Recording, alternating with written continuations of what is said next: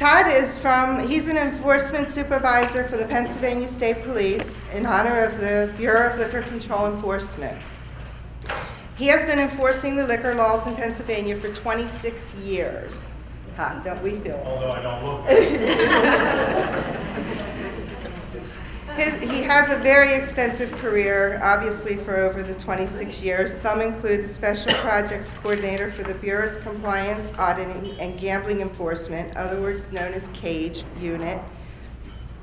He monitors and improves the way gambling investigations are conducted and prosecuted. We don't want to know that part. We want to stay away from that. Todd's presentation will provide an overview of the laws, the reasons for the laws, and the Bureau of Liquor Control Enforcement and educational efforts to bring the industry and citizens into compliance. So without further ado, let's put our hands together and welcome Todd.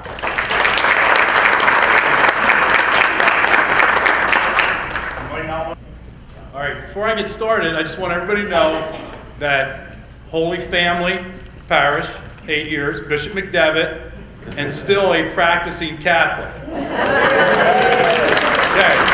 now that I'm on your good side. I'm going to provide you a lot of information here today. It might be a little overwhelming.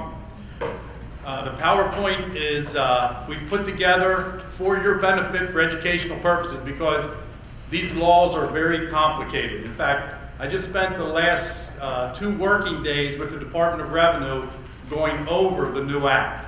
So for someone who deals with it every day, still not to quite understand the amendments, we can understand that it's very hard for you folks to adapt to your situations if you're not doing it every day.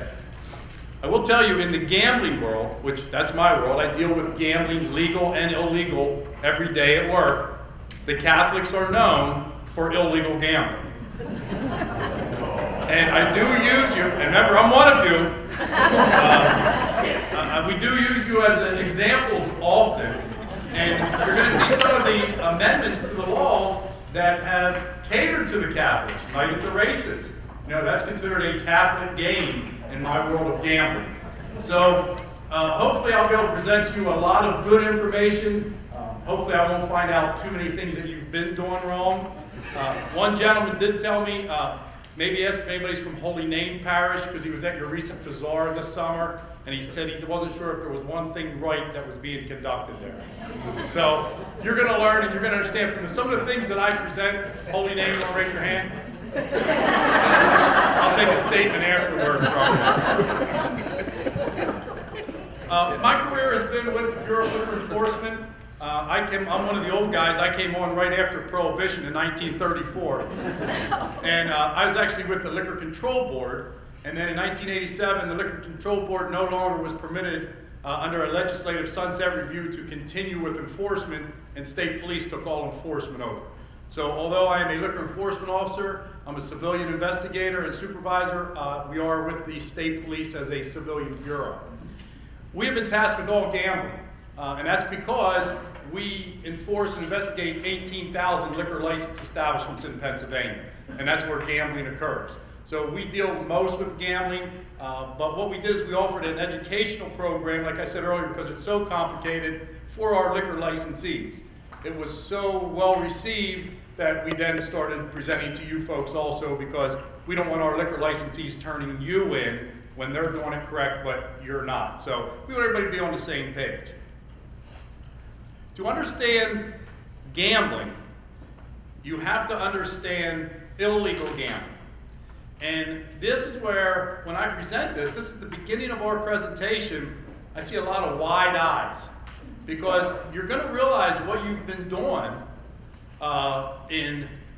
ever since AD, after the death of Christ, is probably have been illegal. We're going to explain to you, not necessarily the games that you're conducting, they probably can be conducted legally. And that's what our goal is, to help you with it, because really the funds are going to a great purpose. And when we talk about raiding these bazaars or these fairs, we know that we want necessarily good press on something like that. So that's probably why we've kept our hands off of it as the state police. But we're hoping that the little things that I teach you or I instruct here you're still going to be able to conduct your same games. You're just going to be able to do them in compliance, one of the 7 approved games under small games of chance. So to understand gambling, gambling is identified as 3 elements. It's consideration, chance, and reward. And you must have all 3 elements to be a game of gambling. I'm not saying legal or illegal, I'm just saying that's gambling. If you would remove one of them, then it might not be considered a game of gambling. So let's talk about consideration. Consideration is the cost to begin play. And we all know from any chug-a-luck wheel or whatever pull tab or bingo that you've played, you know that you pay to get in the game, and you know that's what generates the profits, and that's what generates the prizes, and that's what generates the interest in the game for people to initiate play. So it could be a bet, a wager, and we have examples of block pools, which is not a good example because pools are illegal, buy-in in a poker tournament, purchase of a pull tab, or money in a slot machine. That is a very basic concept, pay to play. The second component is chance. If you have 51% chance, and it's called the outcome-based, is predominantly based on chance. And what does that mean? That means, can I improve my skills by practicing? And when we identify a game of chance or gambling, you can improve your skills.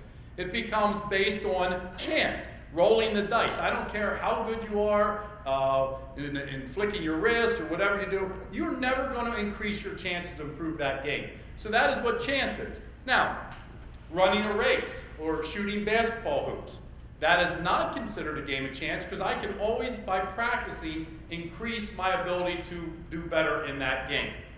So examples of that would be rolling a dice, results of a race or a sporting event. Skill is to be considered someone who can improve the game, like dart. They say poker playing, you can improve your game, but over a time period, your percentages, you're always going to win or lose the same amount. That is not a game of skill. The third component is reward. Nobody gambles unless they're in it for reward. Now, they might initially because it's a fundraiser, but gamblers gamble or pay to get in and play because they want to win a reward. They want a result. Now, a lot of people try to hide the reward in what we call adult redemption or prizes or merchandise. It doesn't matter. If I have the opportunity to win something that is greater than what I paid to play, that is a reward and that is considered gambling. Now, I love to use the example of the duck pond. We go to these festivals or these fairs or whatever, and we have this cart set up and we have these ducks that are going around in the pond, and you pick them up and there's a dot color coding on the bottom, and then depending on what that color coding is, depends on what shelf I can win. And even in a duck pond, if I pay $1, when I win the top prize, it never has a value that exceeds $1. So that's not considered illegal gambling because the reward doesn't exceed the consideration. The other example I love to use is Chuck E. Cheese.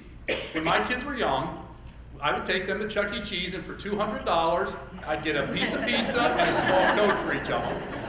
And then we would play these games, and they're all games of chance. And at the end of the day, I had all these games of chance and all these tickets, and I'd put it on this scale, and he'd say, wow, sir, you can pick from the top shelf, and the top shelf was a yo-yo or an army man that was going to break before we got home. That is because of a case that we had out in the western part of the state called Showtime Pizza. They won against us. We raided them, very similar to a Chuck E. Cheese.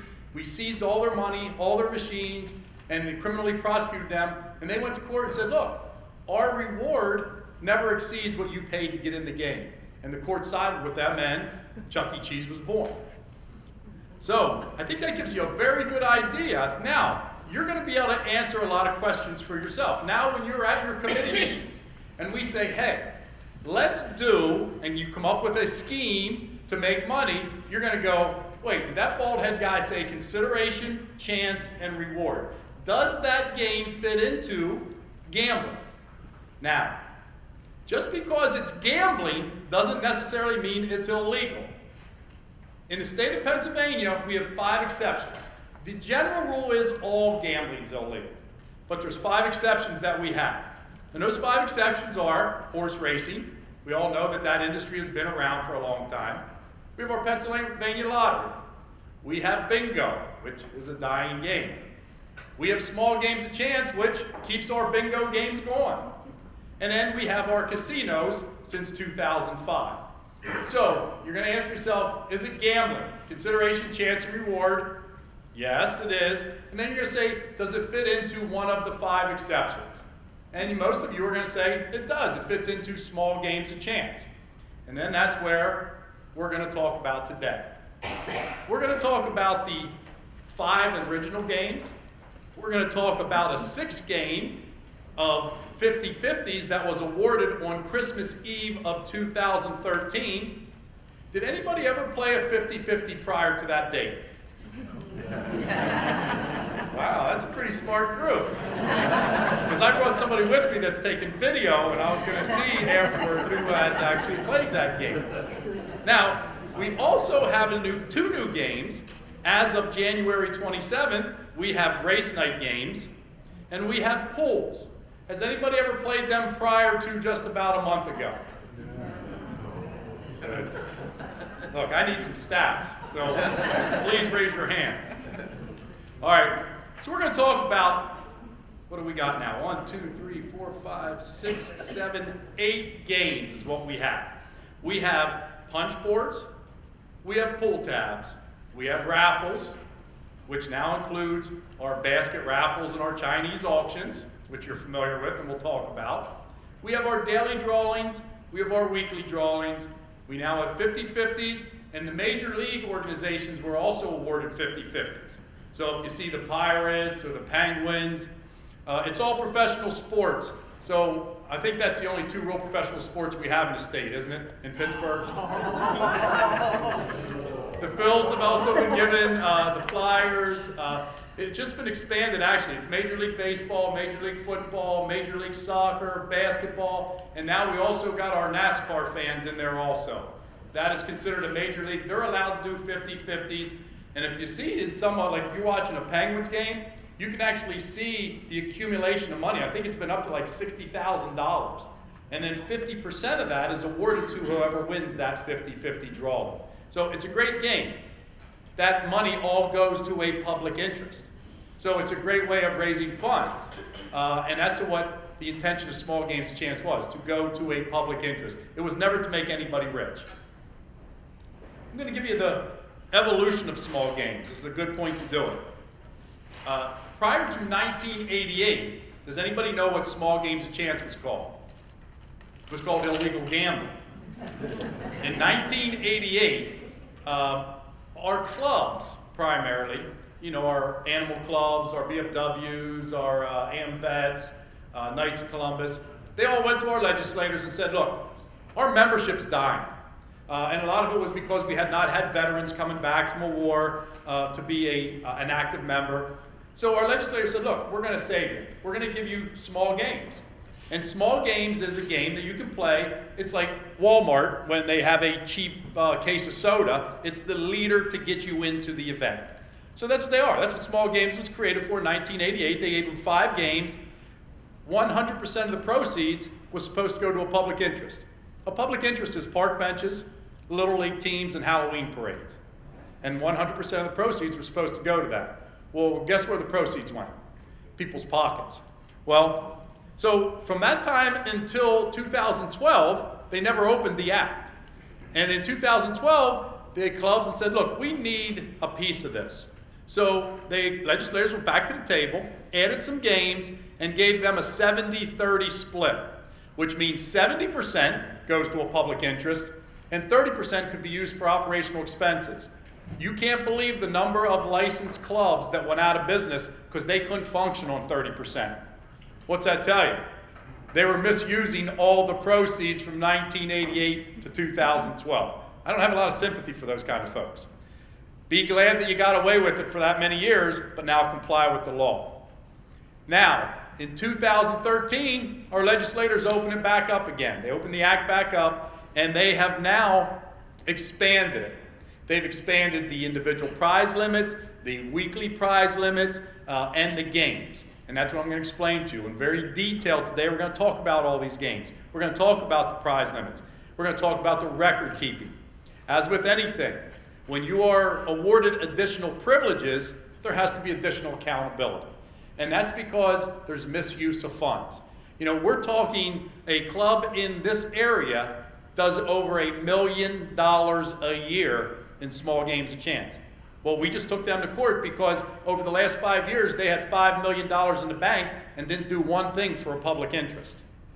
So we raided them, we served a search warrant, we seized their computers, and we, with the district attorney's office, made them to give up over several $1 million to a public interest. We're not looking to arrest people, we're just making sure that the money is going to the correct place. And most of your organizations function in a public interest. So your money is your money, and you're going to use it to better your community. These are what the games look like. The one on your left is what's called a punch board. Is anybody familiar with them? We don't see many of those anymore. It's kind of like an older crowd's interest. I've often wondered who makes them. If you're not familiar with them, what you do is all of those little holes have a scroll of numbers in it. So what you do is you use a paper clip, you punch the scroll out, and you open it, and it has 3 numbers. I no longer can read those numbers. They're too small. I often wonder who makes those things? Who has fingers that small to roll them up and put them in? We don't see many of them in what we call the heartland of Pennsylvania, kind of the center. Because many years ago we had a vendor, and the vendor had an employee, and when they would go out and sell the games, he would then sell the directions to the winners. So a lot of people really got a bad taste on these kind of games, and we don't see a whole lot of them. Now you go out to Pittsburgh, they're everywhere. That is a very similar game to the game right beside it, which is a pull tab. A pull tab is like your instant bingo. I hate to use bingo as a name, but that's what most of you know. At your festivals, you go up and you do the rip-off tickets. You open the 5 windows, and you try to match the numbers on it. A tip seal right beside it is the same as a pull tab. That's in the same family as a pull tab. So pull tabs and tip seals, same game under the title pull tab, but they are, as you can see, 2 different games. The tip seal is a quick, easy game. The one in the center usually has draws of about 1,200, anywhere up to 4,000 tickets per game. Where this one here, you sell out your 50 tickets, you uncover the bullseye in the top there, and that reveals your winner. You make your most money on a tip seal game. The next one is a raffle ticket. That is a perfect example of a raffle ticket. And we're going to talk about that because a lot of you run your Chinese auctions or your basket bingos. And they can be run, but they're a raffle. They're not a 50-50. And the reason they're not a 50-50, because the rules of the game of a 50-50, which you see on the bottom right-hand corner, is 50%. How about that? A 50-50, 50% of the prize or the gross intake ends up going to the winner. Well, that doesn't happen when you do a basket bingo or a Chinese auction. That's why you cannot use those tickets in a basket bingo or a Chinese auction. You have to use a raffle ticket, which I have an example here that I've put together that you can utilize as a raffle in your basket bingos. Here's some common unlawful gambling games. Texas Hold'em. Remember, consideration, chance, reward. Now, you might see some organizations that are hosting Texas Hold'em. And what they do, if it's done legally, they don't charge to get in the game. Like you'll see some of your bar rooms in the area say Texas Hold'em on Tuesday night. They're using that to bring a crowd in on Tuesday. And they can do that, and they can play cards, and they can give away an award. But they can't charge for the entry into that game. So it's not gambling. Paddle auctions. Paddle auctions are illegal. Who's familiar with what a paddle auction is? They're very complicated. I originally thought when they talk about paddle auctions, I was thinking about when I'd go to Holy Family's Fair and they'd have a cake wheel. And they would have those paddles, but that's not it. But it's a similar concept where you buy a paddle with numbers, and that gives you the ability to continue to enter in to win a prize. Paddle auctions are illegal. Casino nights, illegal. Unless the reward is less than the consideration. And that's where a lot of you folks run into, like your bazaars and your fairs. You have the casinos, you cannot do that because that is not one of the approved games. Pools. the legislators thought pools were being legalized as of January 27, 2014. What they didn't realize, there is a federal prohibition against sports betting unless you're in New Jersey or Las Vegas. So although our legislators who are fighting with us right now, because we interpret the law the way it should be interpreted, it says that you can have a pool now, but it cannot be based on any amateur or professional sporting event. So I'm not sure what you're going to do a pool based on. That means no Sweet 16. That means no Super Bowl pool, no World Series pool. You can't do a pool. The only pools that I think you can do, and some of the people who are maybe from a more rural area might understand this, it's called a plot pool. What you do is you actually plot off a field with grids, with 100 grids, and then you let a cow loose, and wherever the cow takes a deposit, that is the number where, that if it corresponds with your little section, you then win. You can do that, that's legal, because that's not an amateur or a professional athlete, that cow. Vertical wheels, chug-luck wheels, absolutely not. There's nothing legal about it, unless you're following the Chuck E. Cheese theory to where your reward is something menial. Video gambling devices. This is the biggest thorn in our side. We just had the largest raid in state police history towards the end of 2012. We served 186 search warrants simultaneous in the northeastern part of the state, Wilkes-Barre, Scranton. We seized over 500 video slot machines. And everybody thinks, well, what's the big deal about video slot machines? Why are you so interested in them? Because they promote organized crime.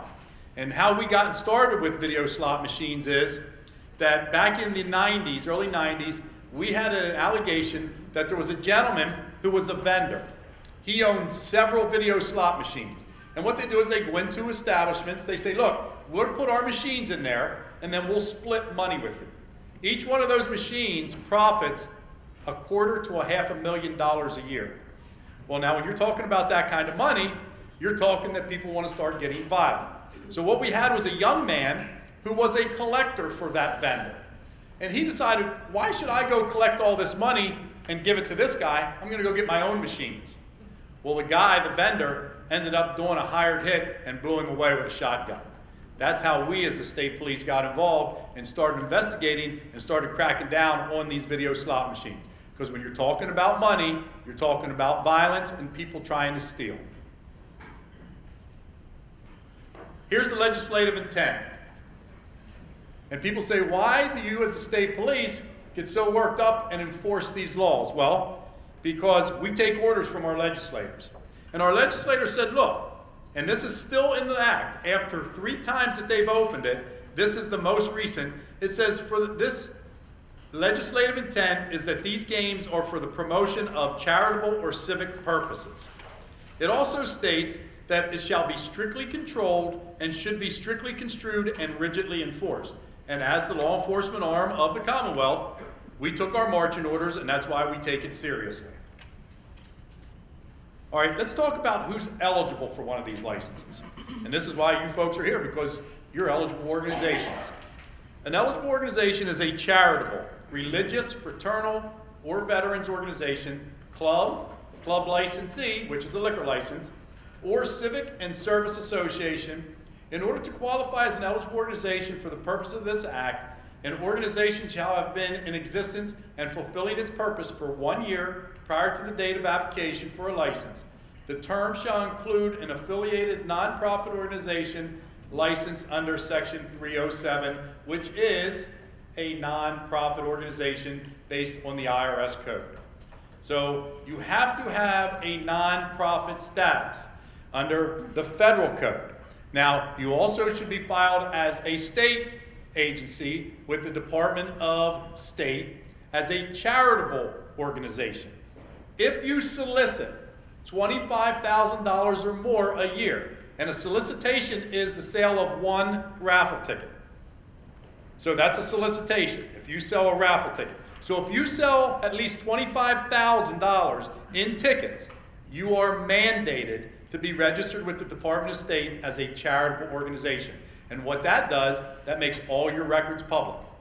Because if you're soliciting that amount of money, that is public information. Auxiliary groups are not eligible for their own license, but they may function under the mother organization's license, as long you fill their information out in the actual application. And I'm going to talk about the application here in a little bit. Operation of games. Only licensed eligible organizations or auxiliary group managers, officers, directors, bar personnel for liquor licensees, or bona fide members of that organization may conduct the games. The only exception to that is raffles. Anybody now, as of January 27, 2014, can sell the raffle for your organization. But it has to be a bona fide member. So what you want to do is look at your organizations. Who's your bona fide members? Is the little girl at the bazaar or the summertime fair who's selling strip tickets, is she a bona fide member? Probably not. A person may not be compensated for conducting games of chance, meaning the seller of a winning ticket cannot be rewarded because he sold the ticket, now he gets a portion of it. Nor can you say, look, if you sell every 10 tickets, you get a free one. You can't do that. That is an actual compensation, considered a compensation. This is a big one. No person under 18 years of age may operate or participate in small games. I can tell you I have gone to many summertime fairs where any age group can buy the window tickets, the pull tabs. It can't happen. They have to be 18 to sell and to buy. I can't tell you how many times I've been to my kids' functions where they had the cheerleaders selling the pull tabs. Cannot do it unless that cheerleader's been there for a while and she's over 18. No person visibly intoxicated may purchase or sell a punch board or a pull tab. I find that law awful comical because it's only punch boards and pull tabs. I guess if you're drunk, you can buy anything else. You just can't buy the punch boards and the pull tabs. All right, here's the new types of licenses. And our legislators really felt that they were doing everybody a favor by expanding these. They generalized these licenses. This has evolved 3 times within the last 2 years. And I think they've got it right here, but it does create some complication. There is now only really 3 types of licenses. And a regular license, which is an annual license for $125, and the term run is it's a calendar year from the date of issuance. So if you get it in February, it's only good to the end of the year. Within there are clubs, and that's a liquor licensee. So that would be your AM vets, your Catholic War vets, your Knights of Columbus. Is there anybody here that's representing a liquor license establishment? No Knights of Columbus? Okay.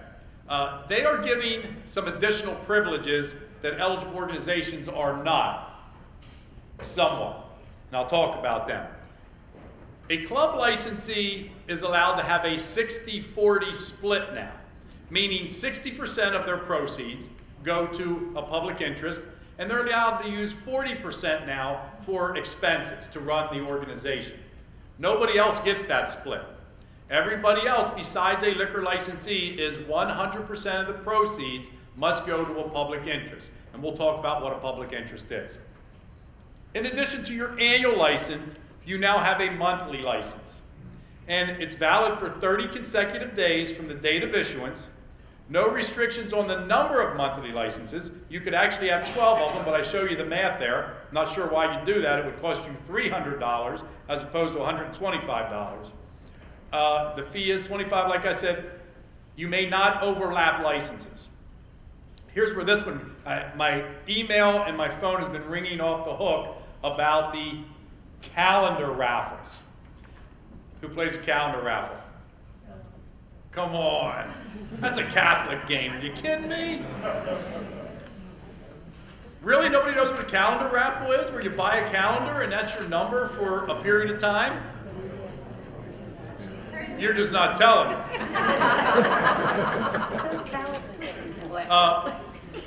They can be done but we do caution people on how to do it. It has to be a legitimate raffle, meaning it has to have the printing requirements of a raffle ticket.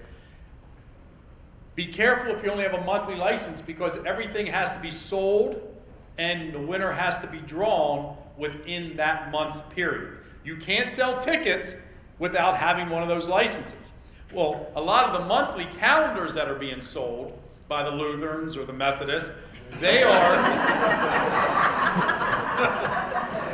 being sold in, let's say, January, and then they're getting the license for February for the 28 days in February. Can't happen.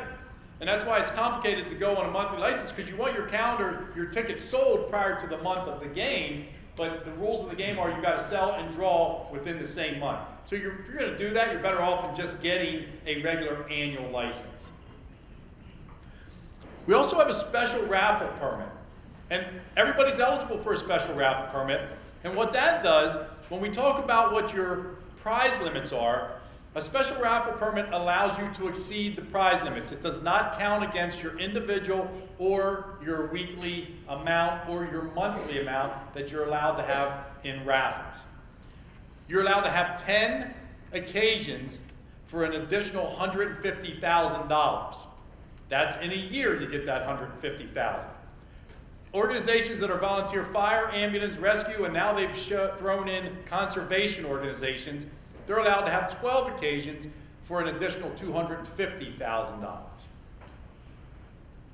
This is what the application looks like. And the reason I put this up is because if you read that top line, false or fraudulent application is punishable by a fine of $1,000, imprisonment for 1 year or both. I don't think anybody here wants to go to jail. All we're trying to do is raise money for our kids and our schools and our parishes. You don't want to not comply with this and then all of a sudden realize, like, oh, I just took it lightly. I didn't think it was that important. It is very important. Anytime there is a statement like that above something you're attesting to, you should take it very important. So you're going to have to pay your money. You're going to have to complete the schedule sheets, which we'll look at. If incorporated, a copy of the applicant's articles of incorporation. If not incorporated, a copy of the bylaws or other legal documents that define the organization's structure and purpose. Documentation indicating the organization has been fulfilling its purpose for at least 1 year. We've talked about that. A copy of the applicant's internal revenue tax-exempt approval letter or official documentation indicating the applicant is a nonprofit, which is separate from a charitable organization. So there's actually 3 things there. Again, with the IRS, you are a nonprofit or you're tax exempt. With the Commonwealth, you're a nonprofit, and with the Department of State, you're a charitable organization. You also include detailed copies of written leases or rental agreements between the applicant and the owner of the premises. Now, a regular license, you have to show an address. You have to show an address of the premises you're going to operate at. The monthly license was more or less created as a license if you don't have a premises, like your Little League teams. They don't really have a clubhouse. They just have a grounds or whatever. That's who the monthly licenses were created for. So you're going to have to look at your organizations. Do you have a premises? Do you have this building here? Is this where you're going to function and sell your tickets? Because when you put your address on, that's where you have to have your games. It's not a mobile license. It has some ability to be a mobile license, but as a general rule, it is not a mobile license. It's for your facility that you put on the address of your application. And now effective, this doesn't apply to anybody, but a club licensee, one with a liquor license, if they exceed $20,000 in proceeds, they have to do an electronic submission. Everybody prior to 2014 had to do an electronic submission. And I will tell you that it was very complicated. It was supposed to be in 2012, then they pushed it back to 2013, then they pushed it back to 2015. So we're not sure if it's ever going to be enacted. We thought it was going to be a really great thing because we were going to be able to go online and see what every organization was doing. That's the way we'd initiate our investigations. And we would then go out and investigate, and if it didn't match their electronic submission, obviously there was a problem. Well, they've eliminated that because a lot of organizations said, look, we're volunteers. I don't have time to sit at a computer 15 hours a week. And I understand that. Here are the schedules that they referred to in the application. The first one is listing your board of directors. Who are your presidents, your vice presidents, your treasurer, your secretary. The next one is listing all persons who will be responsible for the games. Prior to 2014, everybody in your organization was supposed to be listed. Because if you were all selling raffle tickets, then you were supposed to be listed. That's why they lightened up on the raffle tickets. You don't have to be a member of the organization now to sell the raffle tickets. So you're going to want to put the information, who is your treasurer. It might be the same information from Schedule B to Schedule C. Again, you're going to have to look internally to see what fits your organization. Here's the problem with those schedules. If anything changes, your hierarchy, your president, your secretary, somebody leaves, you get someone new, you have to notify the county treasurer where you're going to be getting this license within 15 days. And that's so that all the information's accurate, that if we want to go to the county treasurer, we can find out who was in fact part of your organization. This is the affidavit that you're going to be signing. Now, I showed you the part where you're submitting the paperwork, and that's saying that under oath or under fraud or under penalty, I'm going to make sure that this is all there. This here, you as the president or the secretary, and I'm not sure why it's the secretary, you are attesting to the facts above. And some of them are very basic. Again, no one under 18 is running a game. It says no person who will manage, set up, supervise, or participate in the operation of game of chance has been convicted of a felony within the last 5 years or a violation of bingo or small games of chance in the last 10 years. How do you know that? How are you going to sign that without knowing that? Now, if you look, it says, as the executive officer or secretary of the eligible organization, I certify under penalty and perjury and falsification found under the Crimes Code that this is the following information. Well, I do caution you on that. Prior to this year, you were required to have a criminal history on everybody. They have now removed that. That is no longer a requirement. But I'm going to suggest to you that you still do it. Because if I'm the president of my kid's organization, I'm not signing that unless I know everybody that's on that sheet has not been arrested for a felony or one of those violations. I'm going to show you this here. This is called an e-patch. This is very simple. You go to the state police website, you click on the e-patch, which is an electronic Pennsylvania criminal history. You type in your name, your social security number, and your visa number. For $10, it will kick back whether that person has been arrested. Now, I caution you on that, because don't wait till the night before. People with a name very similar to mine, my last name is Merlina, not to be confused with the mob family in Philadelphia of Merlino. So if I put my name in, I'm probably not getting a response immediately. So if you have a social security number or a name that may be confused with some other criminals, you're going to want to do it ahead of time because it might be a 2 or 3 week turnaround. All right, proceeds. Proceeds is what drives the game. You're not in this unless you're making money. So we got to identify what a proceed is. And a proceed, according to the Act, is your gross revenue. So let's make it easy. I got 1,000 tickets, and I sell them all. That is $1,000 that I took in. Now I get to subtract out what the cost of the game was. What's it cost to print some raffle tickets? Let's say $100. I'm probably going to give half of my money away in prizes. So there's $500. So that means that the remaining money, which would be $400, because I have 1,000 gross, minus my cost of 100, minus my prizes of 500, I remain with a net profit of $400. So that's what we're going to talk about when we accumulate and we look at you as an organization, because there are certain requirements dependent on how much net proceeds you accumulate for a year's period. If you are over $40,000 in net proceeds, you then must maintain a separate bank account. Prior to 2014, everybody had a separate bank account. And in the law enforcement world, we love that. They have lightened up on that. I have to tell you that we are not big fans of that. Because what's the easiest way to commingle funds if you don't have to have a separate bank account? It's very hard. And remember, we hire investigators, not auditors.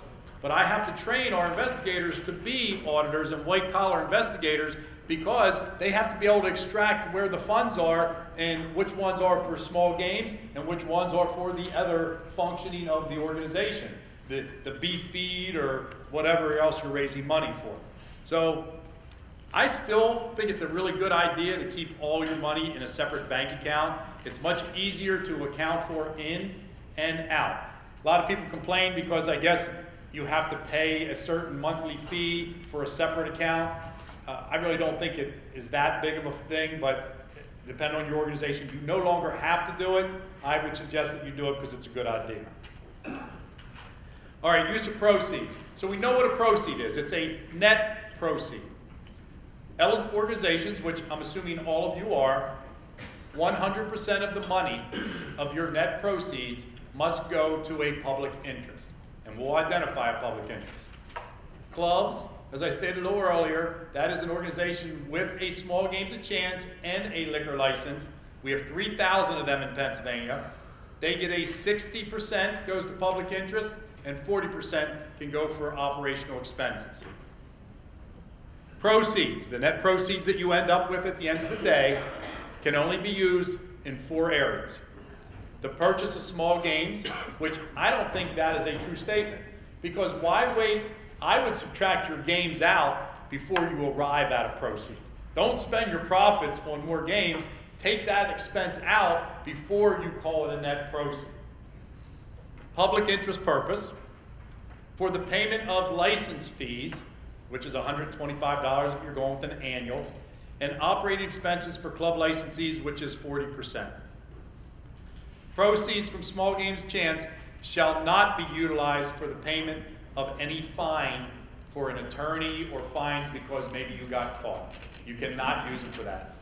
They just lightened up on this. They used to never be able to be used for alcoholic beverages, food, or wages to pay individuals. They have taken those 3 out, and now it only is left for levying fines. But remember, nobody can be compensated for the sale of small games of chance. All right, what's a public interest? Somebody way smarter than me wrote this, so I'm going to read it. Public interest purpose is defined as the activities and operations of a nonprofit organization that provides. That is underlined because that is new. It didn't used to say that provides.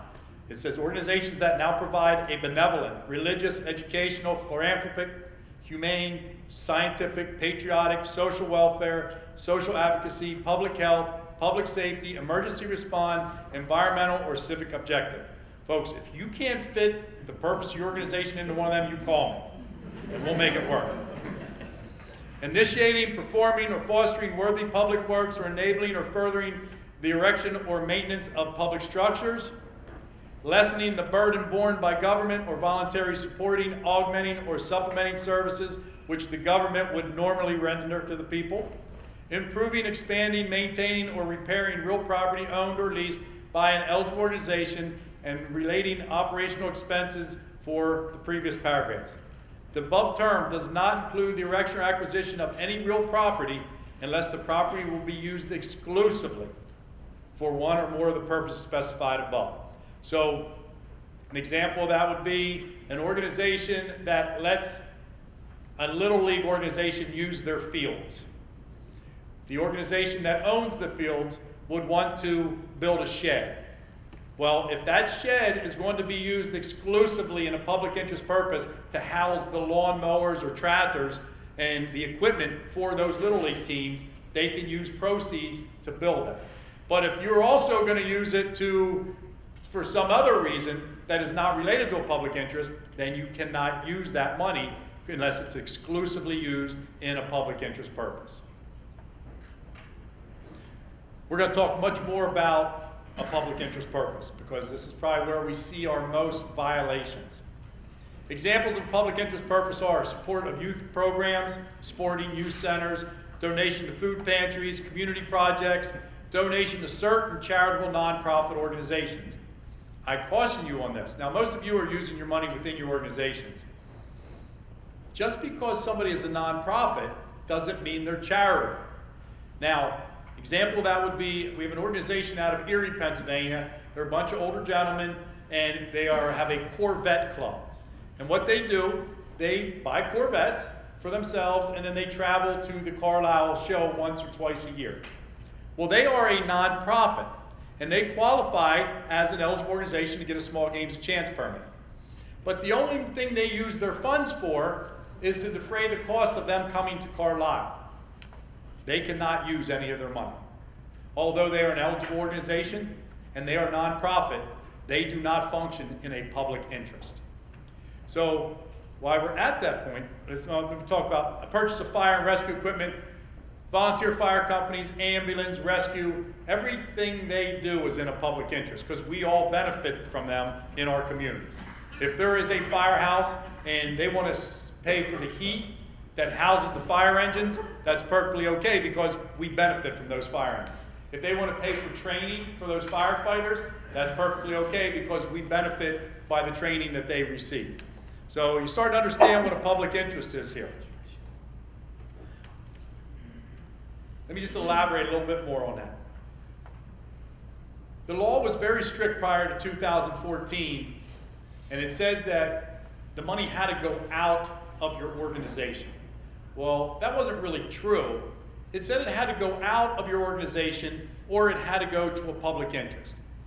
And the way we use an example here is, if I've got a VFW and they have a small games chance license and they have proceeds and they want to put it towards a scholarship fund. If that scholarship fund is only provided for sons and daughters of members of that organization, it's not a public interest. If they are going to provide that scholarship fund to all veterans in Dauphin County, that is fine. Now, a son or a daughter of a member of that organization can win that scholarship, but if they win it every year, then we're going to go investigate it. So it has to be for a public interest. Now, you're all sitting there thinking, wow, how does that work for my organization? Because I might be a booster organization for Holy Name. Now, all the money that I make, can that go towards, what does it go towards? That's the answer you're going to have to ask yourself, what's the money go towards? Does it go to all the kids? Does it go to a select group? If it goes to all the kids, all the football players or all the cheerleaders or whatever, that's okay. Or does it go just for a travel team, a very select group? So you've got to look at it because, you know, in our sports world today, we're always trying to support our elite athletes. And I like to use that example because that's not a public interest purpose. That's a select group that benefits. So for one of those travel teams or elite teams to be an eligible organization, they might be a nonprofit, but can they use their money for their athletes to travel all over the tri-state to participate in these elite games? I don't know the answer to that. I would say no, because that's not in a public interest. But we haven't been challenged on it either. An eligible organization with proceeds from games of chance that exceed $40,000 per year shall maintain a bank account, which shall be separate from all other funds belonging to the licensed eligible organization. But again, my suggestion would be, doesn't matter how much you make, it should probably go into one account. What time do you want to go to, ladies? You're on till 12:30. Okay.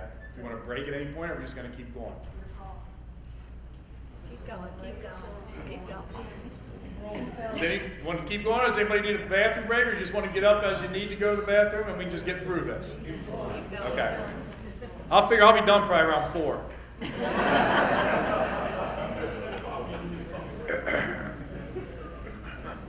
All right, prize limits. Proceeds generates why we play the games. Prize limits are kind of the rules of how you're going to play the game. So my general prize limits, as a general rule, I can never exceed $2,000 per chance for an individual.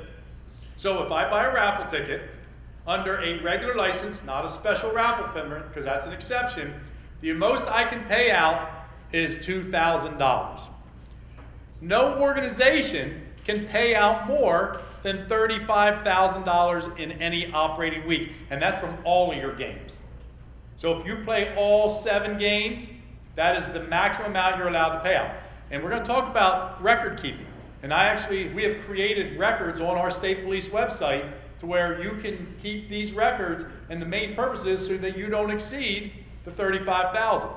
You'd be surprised if the organizations that their operating week is Sunday to the following Saturday, by Tuesday or Wednesday, they've exceeded their $35,000. Well, we have a formula that you make 1/3 of your payout. So if you're paying out $35,000, you're making about $11,000 in profits. That adds up in 52 weeks. Prize limits for raffles. Keeping in mind your $35,000 per week. In an entire calendar month, you are only allowed to pay out $15,000 in raffles. So if you're going to do one of these calendar raffles, you again have to pay particular attention to what is your prize structure. The exceptions to these are, if you are going to exceed any of these, you then can get a special raffle permit, which the county treasurer can charge up to $25, and normal organizations are eligible for 10, fire and rescue are eligible for 12. Normal organizations can get up to $150,000 additional dollars. Fire and rescue get up to $250,000. So that's if you're going to exceed your individual prize or your weekly or your monthly raffle prize limits. Okay, let's talk about individual games. Does anybody do a daily drawing at any of their functions? Well, you might once you understand the game. Because it can be again, it's like the Walmart cheap case of soda to get people in just to ease them into the games of gambling so you can get more of their money. The requirement is that the chances may only be purchased by a bona fide member. You know, for liquor licensees, that's easy because most people are full-fledged active members of your VFW, your American Legion. For your organizations, I'm not sure who a bona fide member is. So if you're going to do it daily or weekly, that is only for bona fide members. So look at your bylaws. It might be a very simple change of your bylaws to make everybody a bona fide member. You're the ones that dictate what a bona fide member is. May be sold only on the licensed premises. So that does limit you. No more than $1 per chance. No more than 1 chance per member for a daily drawing. And generally the drawing must occur during the same operating day in which the chances were sold. Now the reason we say generally is because in blue, that is a new amendment. They now may start selling tickets for the next day's drawing immediately after the last drawing of the previous day. And the reason that was put in is because in some of our clubs, the clubs would do a daily drawing, they'd pull the winner at 9 o'clock, and then the people that came in after 9 o'clock couldn't buy a ticket. So they now allow them to buy a ticket for the next day's draw. You can also have as many daily drawings as you want. Prior to 2012, you were limited to 1. Now you can conduct as many as you want. It is a nice way to get the crowd in, and usually they have 100% payout. So that's why a lot of people play them, because the pot does generate quite an amount of revenue. No requirement that the person be present. You can never make it a requirement that somebody has to be present in order to win a prize. Question is, what if you do a lottery calendar that is based off the lottery's daily number drawing? I'll cover that. Daily drawings may be operated in the same week as a weekly drawing, and no restrictions on the number of daily drawings permitted in an operating day. So they've really become flexible on that. We've talked about what a bona fide member is, and usually I'm talking to liquor licensees, so I have to explain to them a post member and a home association member are 2 different memberships. And what happened is back 12, 15 years ago, the state, VFW American Legion, did not recognize social membership. But the clubs needed social members to build up their membership. Well, only gentlemen who served in a foreign war or were in active duty could be a regular member. Well, again, we were being limited on that. So they said, look, it's a violation to have social memberships. So what they did is they took all the liquor licenses and put them in the home association's name. So now that wasn't a violation for them anymore. But depending on who has the small games of chance license, the post members or the home association members might not necessarily be a bona fide member of the organization that has the small games of chance license. That's probably way more information than you wanted to know. All right, daily drawing prize limits are subject to the $2,000 per chance. Again, we add up the $35,000 unless you can exceed the individual prize if it's a result of a carryover. So let's play the game. I got 100 people that play it today. Now let's make it bigger. Let's say I had 1,500 people play today and nobody won. Because the way a daily usually works is everybody has an assigned number. Only if you pay your dollar are you an eligible entrant in that game. So if they pull a number and that person didn't pay their dollar for that necessary game, that means there's no winner. That now can roll over to the next game. So now let's say 600 people play for the second. That pot now is $2,100.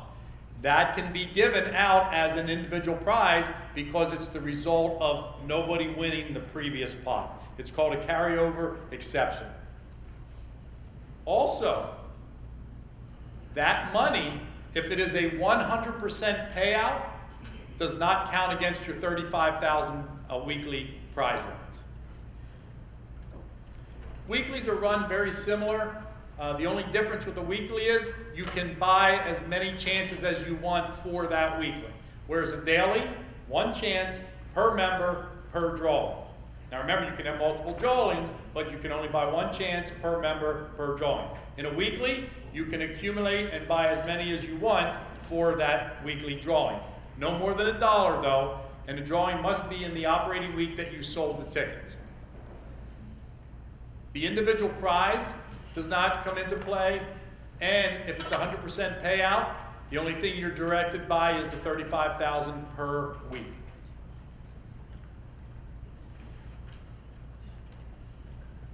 I'm sorry, you may exceed the $35,000 in a weekly if it is 100% payout, because remember, it doesn't count against your weekly payouts.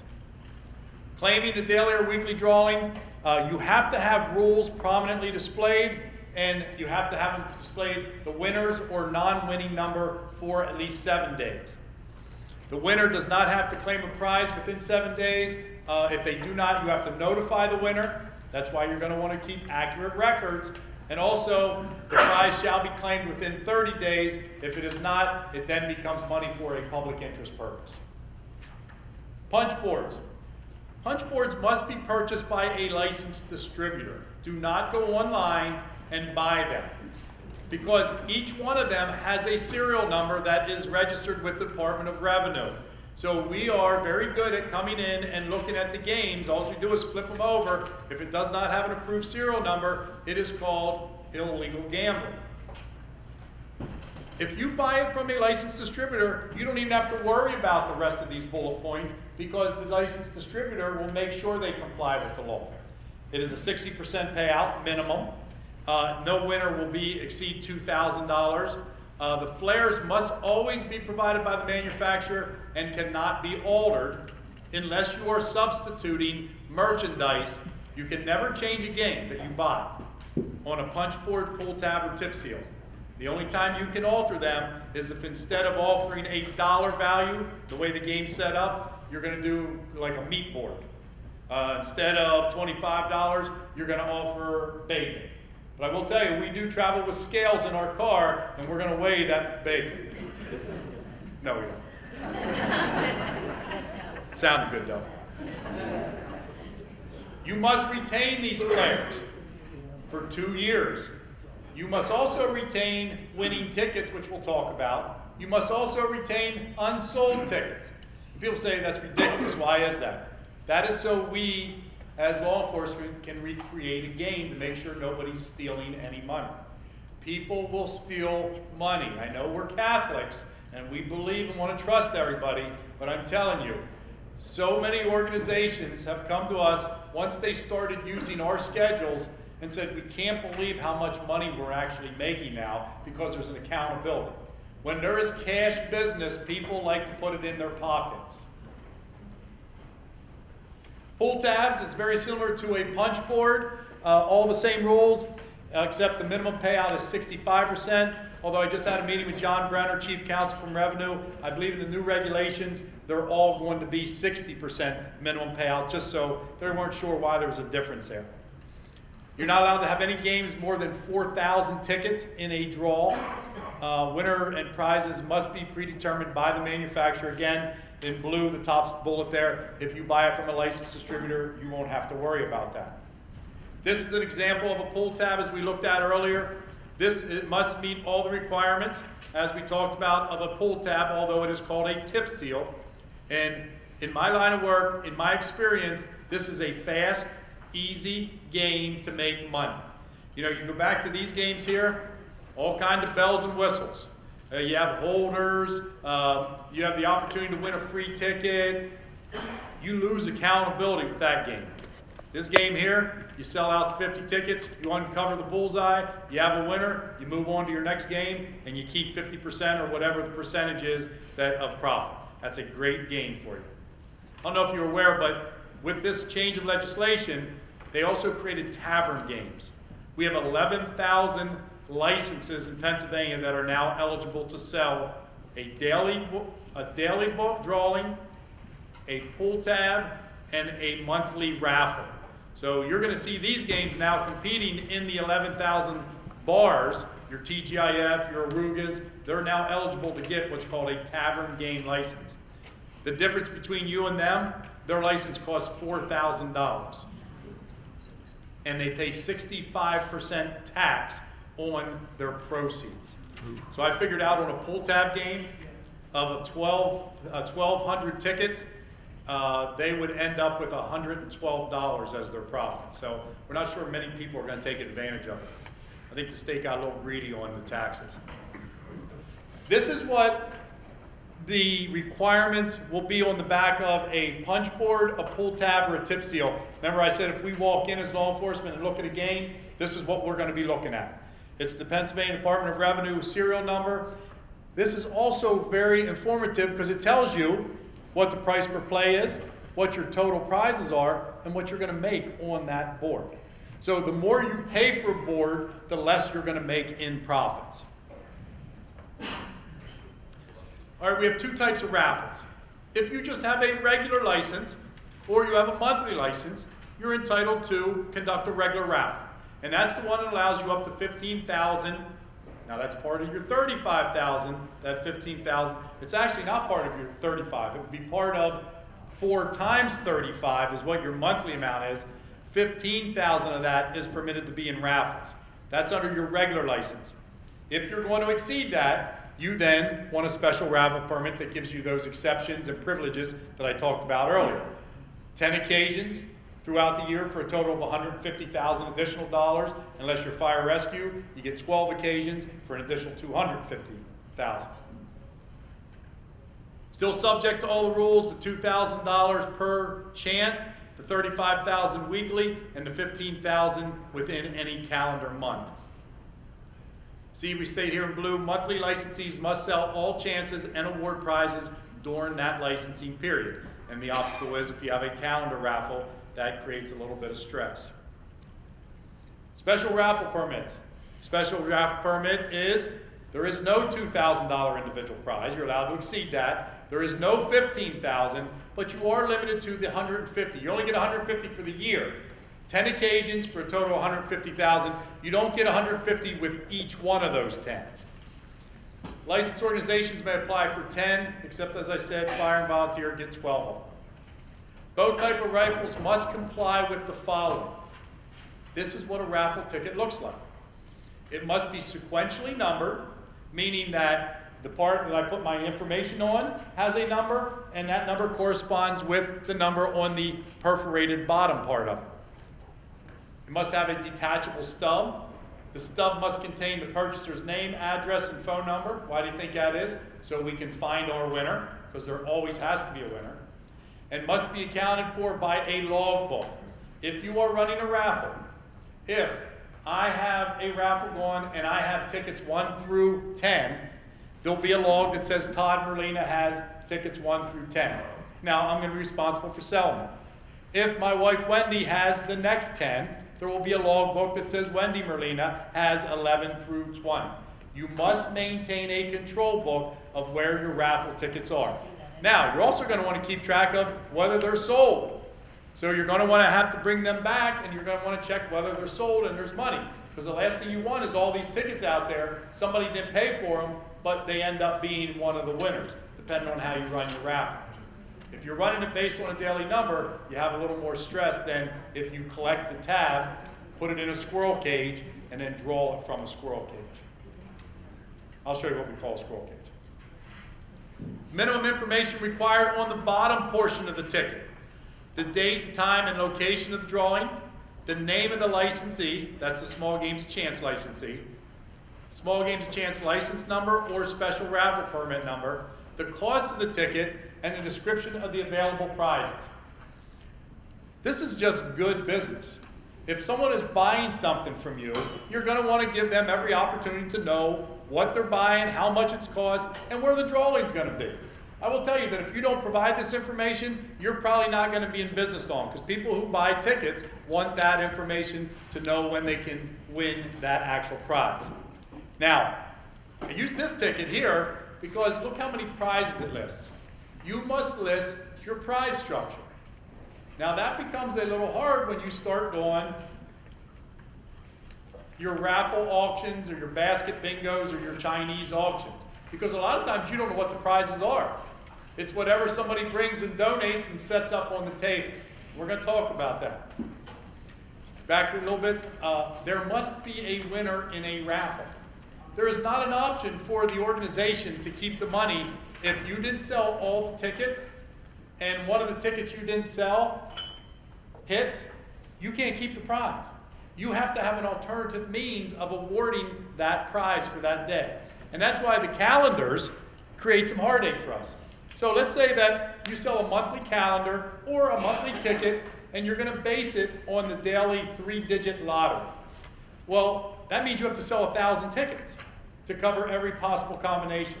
If you don't, you then have to have an alternative means, meaning you take the perforated stub and put it in a hat, and then you draw from that hat. So, if I have, based on a 3-digit daily, and I only sell 900, that means there's 100 numbers that are not eligible to win.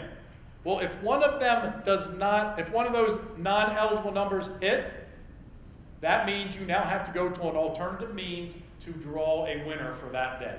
So there must be a winner. We had an organization up in our northern tier. They bought a $12,000 Harley Davidson.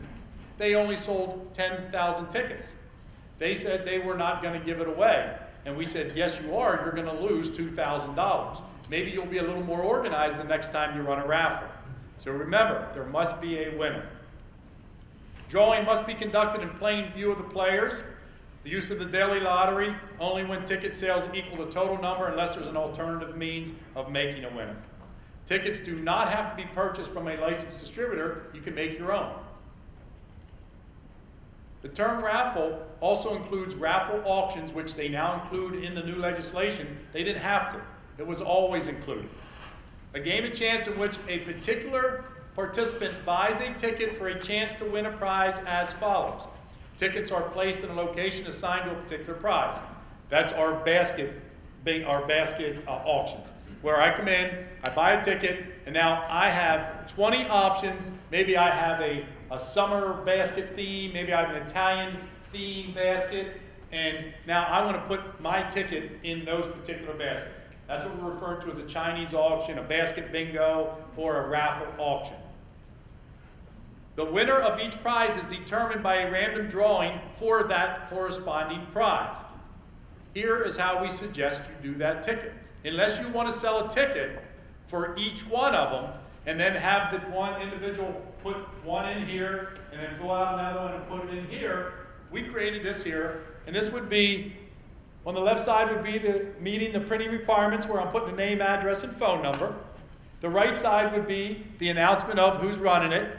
This would be the back end of it, would list the prizes. Now, if you don't know the prizes, just put a variety of baskets, or if it's going to be 50% of the gross intake, you might not necessarily know what your prizes are until that day, and you're going to have your ticket printed prior to that. Then provide the little stubs on the side. So if you want to have, I think on this one, look, we provide you with 15 different tickets. For if you want to charge $15, and then that's 15 chances, I can then put them in 15 different baskets, or I can put all 15 in one basket. So this is the way we're suggesting. Please take our advice on this. This is how you run a basket auction. Sample basket raffle tickets must comply with printing requirements. That's why we're so particular on that. It increases accountability, allows organizations to identify and contact winners as required, and permits the game to be played and winners to be selected in a traditional manner. 50-50s. 50-50 is a very basic game. You collect, you sell tickets, you collect gross amount, and you have to give 50% of it away. I will tell you, we do not. And these are proposed guidelines, and we usually sit down with revenue, and that's how the guidelines are written. We do not suggest an arm's length for a certain price. And the reason for that is you lose total accountability. Because guess what? When I have my family, my arm is a lot longer than when it's not my family. I have a very short arm, and that's what you're going to run into. Those tickets are sequentially numbered. So if you sell from 1 to 100, you know your prize is $50. If you start giving discounts or selling multiple or arm's length, you have no idea the number of dollars will not equal the number of tickets. And now, you don't know if someone stuck that in their pocket or if they took that ticket. I also will caution you on 50-50s. The state police fought against 50-50s tremendously. We felt that a raffle could accommodate anything, and here's why. I attend every year what's called the North American Gaming Regulators Conference. And there was a gentleman there several years ago from Canada. He ran all charitable gaming in Canada at all their major league facilities. And he had an individual who was his CEO that they would accumulate, sell these 50-50 tickets at hockey games, baseball games, and you're talking about $60,000, which means that $30,000 was going to be the prize. This individual would take this ticket, he'd rip his two parts off, he then would take one part and put it in his watch, and then he'd keep the other part. So now when he reached into the squirrel cage, guess what he picked out from his watch? He won 8 consecutive drawings. Now, he wasn't that dumb. He would then, because you had like 2 weeks to claim your prize, he would go out on the street and find somebody to then claim that prize, and then they would claim that prize, and he would give them a menial amount of money, and then he collected the money. So, and you think that can only happen in Canada? I'm telling you, if there is room for fraud and theft, it's going to be in a 50-50. Conduct all drawings in plain in viewer's player view. Half the money collected must be paid to the winner. $2,000 per chance limit, member, and prizes are added when calculating your $35,000 for your week. Major league sports drawings, we don't really need to talk about that much.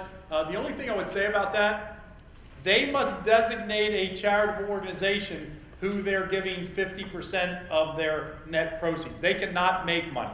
So let's say they draw $20,000, $10,000 of that has to go to a charitable organization, to the prizes, and then the remaining has to go to a charitable organization that's designated 7 days prior to the event. You could be those organizations. You could go knock on the door of any of these organizations, and they now just expanded it to all major league affiliates, meaning the Senators, the Altoona Curve, our soccer team down here in City Island. If they run a 50-50, they have to give that money away. If I was in charge of an organization, I'd be knocking on their door and saying, I'd like to be the recipient of that money. Now, you don't have to get it all. They can break it up and give it in portions. But that's a heck of a way to go and solicit some money for your organization. That's all we need to know about Major Leagues. Race nights. I've been answering questions on race nights for 26 years. And my answer always has been, they're illegal. Well, don't we have our legislators now all of a sudden, as of 2014, race nights are legal. But they did put some stipulations on them. They said that they can never be operated more than 8 consecutive hours, which they're usually run 8 consecutive hours. May not be conducted more frequently than once a month. Term does not include an instant racing machine, a historical racing machine, or other similar pari-mutuel device. Must be purchased from a licensed distributor. So you have to go to your small games of chance dealers, manufacturers, distributors, in order to buy these games. I just met with Cindy Wagner from Revenue yesterday, and she's the one who approves all games. They're not approving the games, they're only approving the distributorships. So I'm not sure what you're going to see in games. I would want to purchase a sealed game if I was running the game, so that there is no room for any wrongdoing in that somebody might know already have viewed that tape. Must be operated by a bona fide member of the eligible organization. Not sure how you're going to run these games.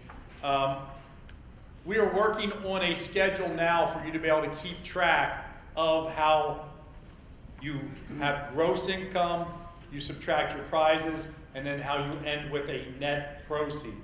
The problem with it is you are permitted to bet more than $1 wage per horse.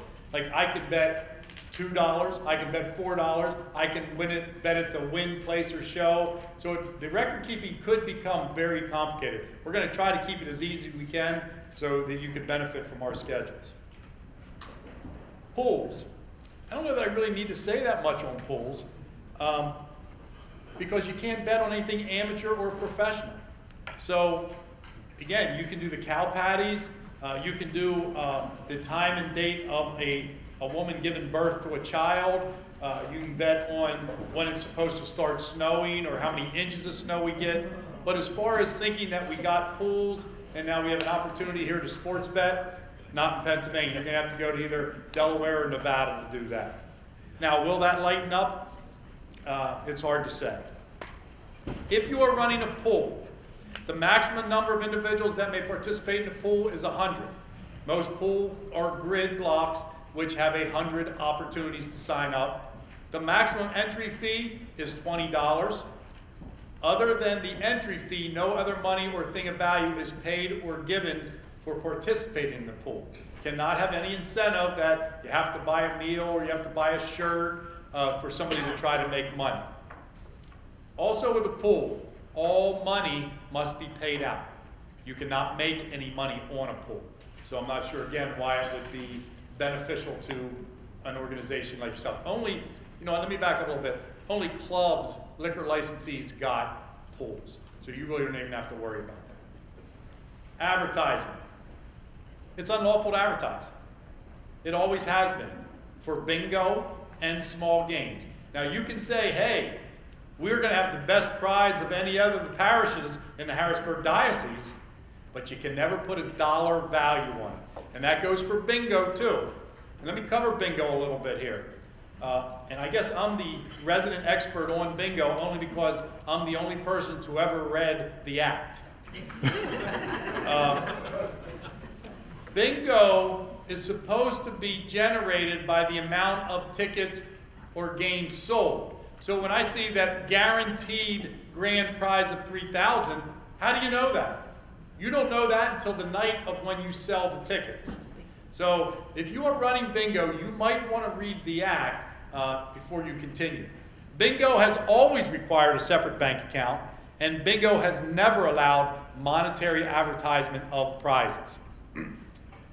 Small games of chance mirrors that as far as advertising. So you can advertise that you have games and that there's big winners, but you can't advertise a dollar value. You can advertise it on a raffle ticket, but what we noticed not long ago was that a raffle ticket, with a picture of it, was then in the guide.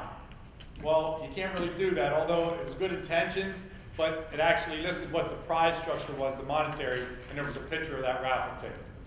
You can advertise it in the bulletin because that only goes to a select group within your organization. but it can't go to everybody in Harrisburg City because they're not part of your organization. Where can games be conducted? And this just recently changed, and I'm not sure that we had 14 people at a round table this week for 2 days, and I'm still not sure that any one of us understand it. An eligible organization that holds a license and that is not a club liquor license may conduct games of chance in the county where the license is issued. That's pretty general. At a premises which is the operating site of the eligible organization, that's what you put on your application, or at a premises or other location not prohibited by local ordinance and for which the treasurer has been notified. We're not real sure what that means. Like, does that mean, like, I'm going to call, and it says notified, it doesn't say approved. Does that mean I'm going to call the county treasurer on Saturday when I know they're not there and say, hey, by the way, I'm going to be operating my games out at Cole Park this weekend? I'm not sure. We really don't know what that means as far as the mobility of that license. Yep. What about a block pool in college basketball? Absolutely not. That is considered an amateur athlete. That was easy. Repeat the question, please. In most of my seminars, they call me Dr. No, because every time somebody asks me something, I say no. Did you hear the question? Now, if you move that license, there's another prohibition that says no more than 3 licensees, including the one that owns or leases the premises, may conduct small games of chance simultaneous at a premises or location. So it sounds like if you have a bunch of parishes and you each have your own licenses, as long as you're notifying the county treasurer that 2 of you are moving to one of the other organization's premises, that all 3 of you can now conduct games, as long as none of you are a liquor licensee. Now, you shall ensure that the conduct of each organization is separate and clearly identified within that premises. So if you're doing it here at the Diocese Center and you got 3 organizations, you're going to have to identify that this is Holy Family, this is St. Mag's, and this is Holy Name. So you do need to specify who is who. A license that is not a club licensee, which is you guys, may conduct games simultaneous with conduct of games at a club, meaning Holy Family can now go to the Elks Club or the VFW, and you can conduct simultaneous games. They can conduct theirs, you conduct yours, but it's only 3 occasions covering a total of 7 days during the year that you're given that opportunity. So you can use 1 occasion and use 2 days. You can then use a second occasion and use the remaining of your days, whatever combination thereof that you want to do. Is that just the combination of us and the club? I mean, so the club is not limited. They can do 3 occasions with us and 3 occasions with another school and 3 with another? We think. Yeah, I hate you asked that question. Yeah, I think it's every organization. A club can function with Holy Family, with Holy Name, St. Mag's, St. Catherine's. They each get 3 occasions for a total of 10. When a club does it, though, a liquor license club, if another club comes onto their premises because they had disaster at their facility, one has to shut down their games. But you as non-club licensees, you're allowed to function at 3 at the same, as long as there's no liquor licensee, or you can go to a liquor license establishment, club, and have your licenses simultaneously. But you're going to have to clearly identify whose games are whose, and your records have to be maintained separately. You do, yes, sir. Question. If I had the Knights of Columbus organization or not a club belonging to a parish, if the parish has a small games of chance license, and I get my own small games of chance license working to do something and follow the rules. You should not. You should be what we call an affiliate or an auxiliary. When Our Lady of Lourdes gets their license, small games of chance license, if the Knights of Columbus of Our Lady of Lourdes, we would consider them an auxiliary. They should operate under the mother organization. So now if I conducted and I get a profit of $500, do I have to turn that 500 over to the church for disbursement, or can I disperse it myself? You can disperse it yourself. Our Lady of Lourdes or whoever is keeping the records would have to show where the money went, and we'll go over record keeping. There is going to be a responsibility to show where all the money went. Even though the Knights made it, they have to ensure that it's gone to a public interest purpose. If I understand you correctly, we cannot, as a parish, have a raffle to raise educational funds for one specific family who lost both parents in a recent accident because it's not a public interest. It's a select group. That is a public interest. Yeah. And we'll talk a little bit more about that. I think we'll have some questions on what is a public interest. I don't like to give a blanket yes or no because every circumstance is going to be a little bit different. Is there a helpline at the state police that we could call and lay it out or send the thing to somebody and say, is this legal or not? Yeah, you're looking at us. So you're gonna give us your phone number before No. you leave? We answered questions last year after the last minute. 4,000 phone calls we entertained. Can we have the slideshow for distribution to our parishes and schools, or must they So link to your that's website? going to come to the digest. So we are going to be able to This- distribute that to our parishes and schools? Yes. Yeah. And as well as the Also, recording of this. I'm going to give you our That's website fine. here at the end. The state police website, we have all this information on. In fact, I think I'm going to show you what the website looks like and what actually is on the website. Right now, we don't have the PowerPoint on, but that's what I did for the last 2 days. We now have the PowerPoint being created. It's going to be back up on our website. And it's even, I think this is 90, I don't know how, this is 80 some slides. I think that one's 150. That goes into that's a 3-hour presentation. I didn't think you wanted that one. So this one there, you might want to go to the state police website. It's going to be a little more in detail. Go ahead. The scratch off ticket has 3 college basketball teams on it. No. Trying to get that one in, aren't you?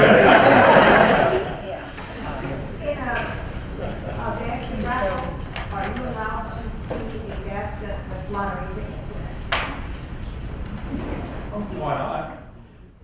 That brings up a good question. If those prizes are donated, you still have to consider them towards your $35,000. You have to adjust, you have to assign a market value of those prizes. Just because you didn't pay for them, you still have to, you cannot exceed your $35,000, even though it's donated.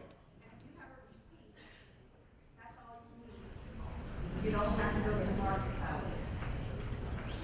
For some people, if you have a basket, Sure. And you bought everything?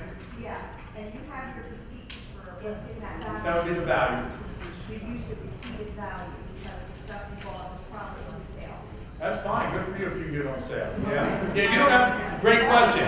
If you get on sale, you don't have to go with the market value. Go for whatever you paid for it. But if it's donated, you then should go for a reasonable market value. And again, we're not going to dice. If the parish donates a basket full of lottery tickets, it's okay to drop that. Yeah, and then you just have your market value. One thing you can never raffle off is alcohol. Never, Catholics. And I don't care if it's altar wine. You can never raffle, because that is considered sales without a license. That's a very hefty fine. Where the hands go. Hold on, listen up.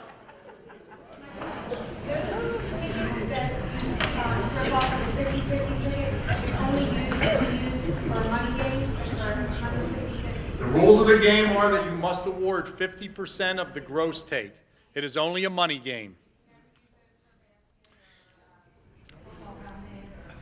The rules are no. That's called a raffle, and you should do the raffle ticket, and that's why we created that raffle ticket to accommodate. If you want to be by the letter of the law, the answer is no. You should not use those for merchandise. Are you allowed to mail out raffle tickets? That's a great question. You are. If you are mailing them out of your county, you must notify the county treasurer and the district attorney in the county that you're sending them to. Perfect example, I was sitting in Washington County District Attorney's office, and he opened a letter from Shippensburg University that went out to all 66 district attorneys in Philadelphia, because Philadelphia is not part of Pennsylvania, notifying them that they were sending raffle tickets to their alumni to sell. That is by the letter of the law. Well, how do you keep your book that you talked about, saying so-and-so got the first 10 tickets, so-and-so got the second 10 ticket? And how do you go ahead and prove that they actually got it back to you? Or Well, you would know because you get money back to see it, make sure it was an eligible ticket. Well, you would know because you wouldn't just be sending them or throwing them out the door when you drive through that county. You would be sending them to somebody. Like Shippensburg was sending Todd Merlina, alumni of Shippensburg, 20 tickets. Now, they had a log that they were sending them to Todd Merlina. Now, if they got them back, 10 of them, that would then been 10 numbers that would be eligible to be part of that drawing. okay, so if a parish sends out a festival raffle ticket, okay, to their, 1,500 families. Okay? Yep. They have to keep a record of Yeah. which number they send to each family? Yes. You have to know at all times where your numbers are. I put up a lot of hands. I'm not even really done my presentation. Let me run through some things here. What's that? I think you're trying to eliminate gambling altogether, period. Because the administrative requirements is ridiculous. It's absurd in so many cases. I mean, You know where you need to go to? Yeah. You know that big Capitol downtown? Yeah. I'm the messenger. Okay? Let me just run through some things here. I might answer some of your questions before I get caught up on all these questions, okay? You're really not going to like this. These are the record requirements. You must have records. All small games chance records must be maintained for a period of 2 years. Club licensees must maintain them for 5. Records of games purchased, invoices. Records of games played. Number of W-2G forms issued for gross winnings reported. All right, W-2Gs. $600 is the threshold. For a dollar ticket in small games of chance, if an individual wins over $600, because you get to subtract the price of the ticket, so it would be anything over $601, you are mandated by the IRS to do a W-2G. That's why most people keep their prizes at $599.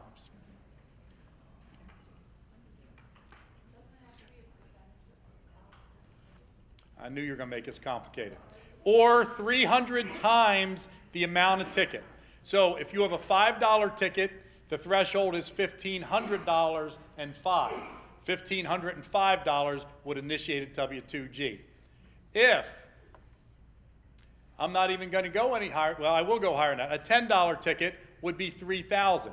But keep in mind that you're mandated by the individual prize limit of $2,000. Unless you have a special raffle permit or it's the result of a rollover. So you could have a situation where, but see the rollover on the daily or weekly, you're only allowed to pay $1. So you would never get up to that high. $600 would still be your threshold for a W-2G. You have to have records that do gross revenue, expenses, prizes paid, proceeds, use of proceeds, and name and address of all winners over $600. And I already have all these forms created that I'm going to show you where they're at, so don't get heartburn. All of the above information must be maintained for each type of game on a daily, weekly, and monthly and annual basis. You wouldn't be able to have it for an annual basis unless you have it for all of those other particular time periods. Here's the record keeping. If you go to our website, when it's back up and running, these are, which will be very soon.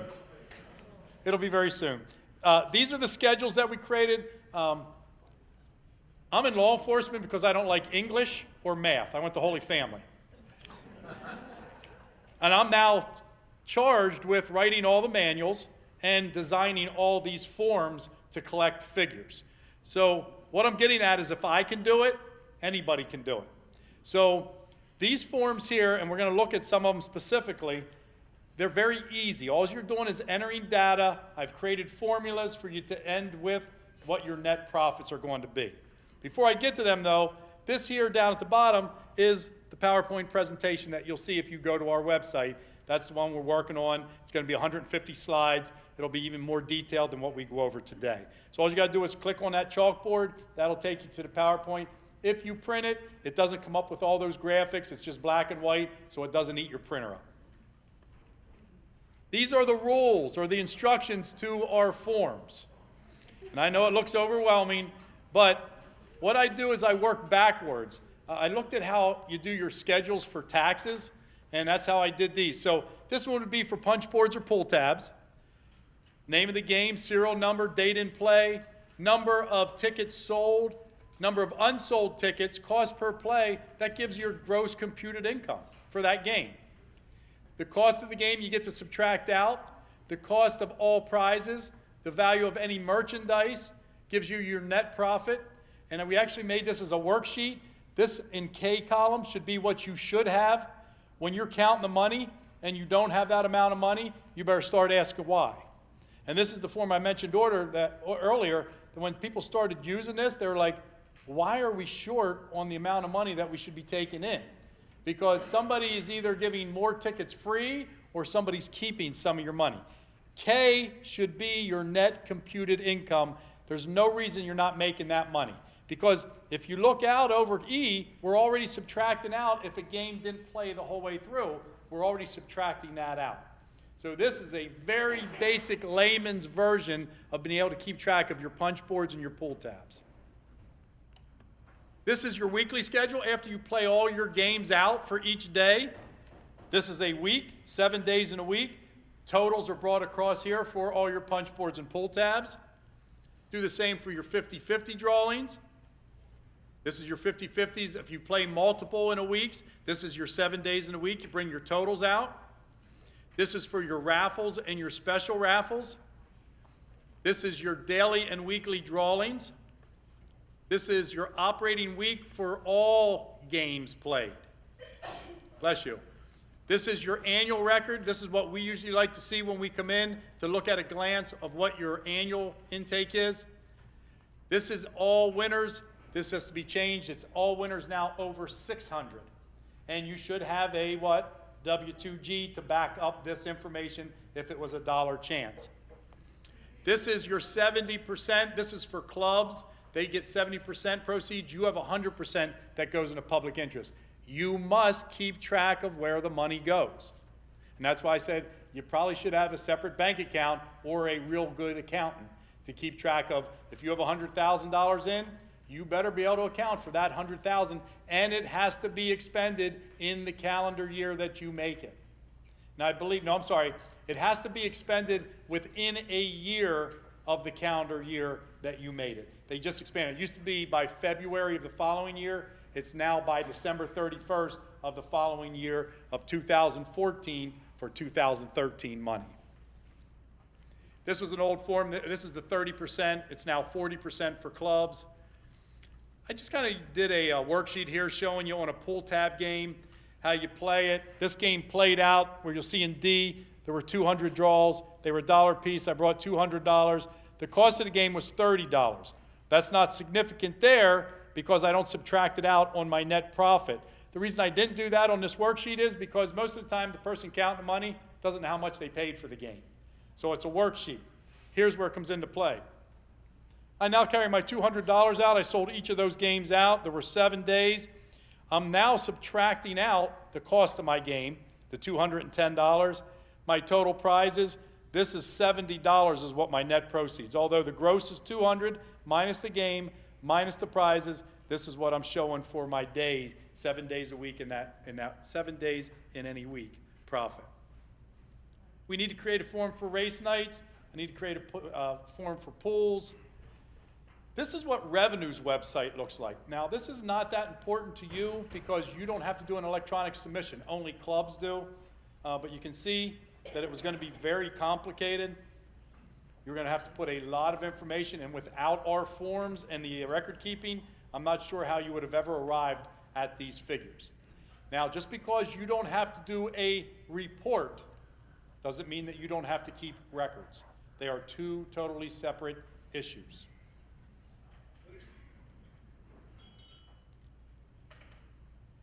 Bureau of Liquor Control Enforcement has always approached small games of chance as an opportunity to educate the public.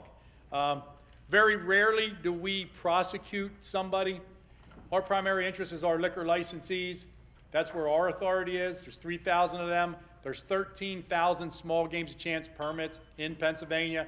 So 10,000 of them are being enforced by your district attorney, your local police, and maybe your county detectives. I will tell you that they do call us for advice because they have no clue. So when they get a complaint, they call us, and they do get complaints, I will tell you. And you know who complains the most? Who? Losers. Yeah, the losers do complain. You'd be surprised how one organization complains on another organization. It's appalling to me. Because maybe you're selling or not necessarily complying with the rules, and they are, you know, in the liquor world, that's 99% of our complaints come from other bar rooms complaining on their competitors. Makes me sick. Within the change of 2012 to the present, we have given thousands of phone conversations on advice. Myself has traveled the state for the last 2 years. I've probably given at least 40 or 50 of these presentations. The expansion of the prize limits, $35,000 a week, obviously generates a large amount of net proceeds. Current record keeping and reporting requirements are necessary for the purpose of accountability for your organization, as well as complying with the law. The electronic reporting requirements have now been delayed until 2015 and are only for clubs that exceed 20,000, not to be confused with that all eligible organizations must keep records. And since I did so well and there are no questions, we'll end this program. This here is how you get to this LCE website. That is just a page of the state police website. If you don't remember that, just Google PSP, Pennsylvania State Police. You'll scroll down, click on the liquor enforcement patch, and that will take you to the website that I showed you there earlier. Okay, now we're going to do questions in an organized manner.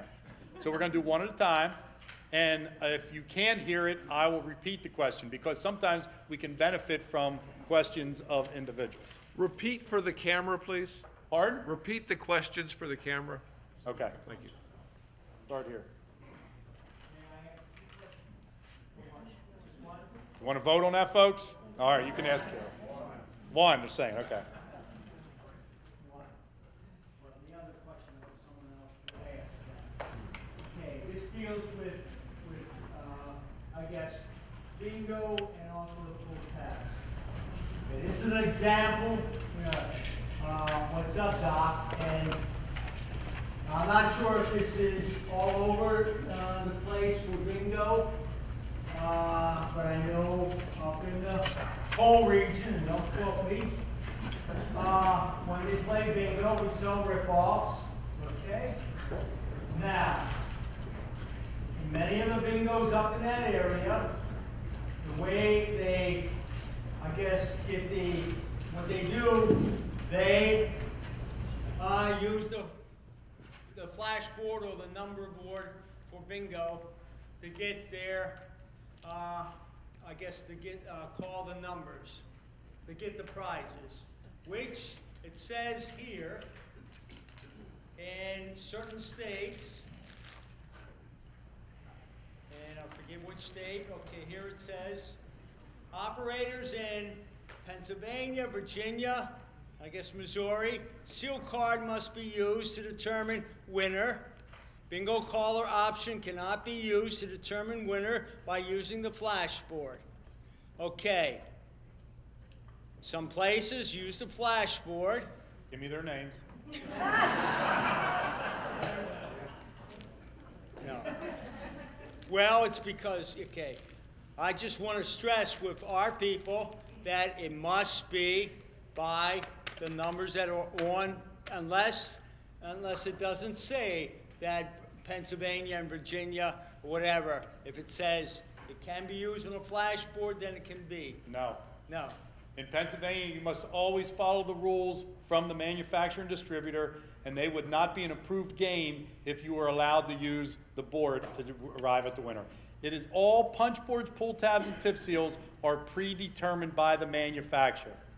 So that game there is, if it's played by uncovering the number on the flare, it's a legal game. If it is not, it's an illegal game. Just in case anyone in the area is doing that, you don't need a mic, do we? And not to be recorded. Okay.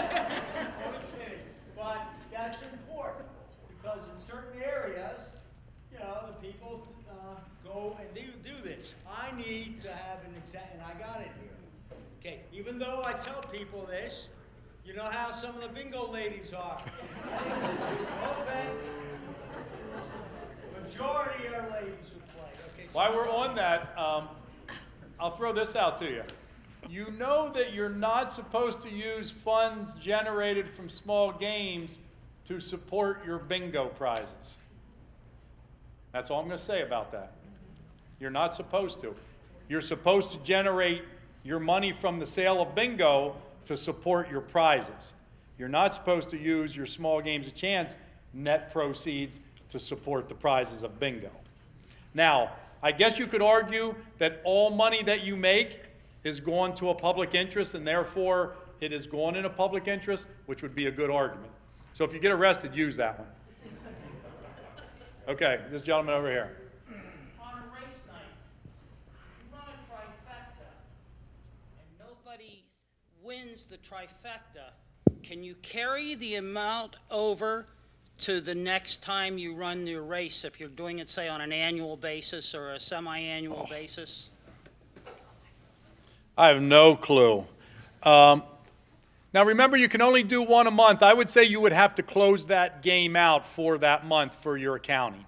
So you can't, what I'm getting at is, let's say the prize ends up at $1,000 for the trifecta. Right. No one hits it. No one hits it. The next time you run it, say in 6 months, you add that 1,000 to... Oh, I don't know. There are no rules written for it. We have been given no direction.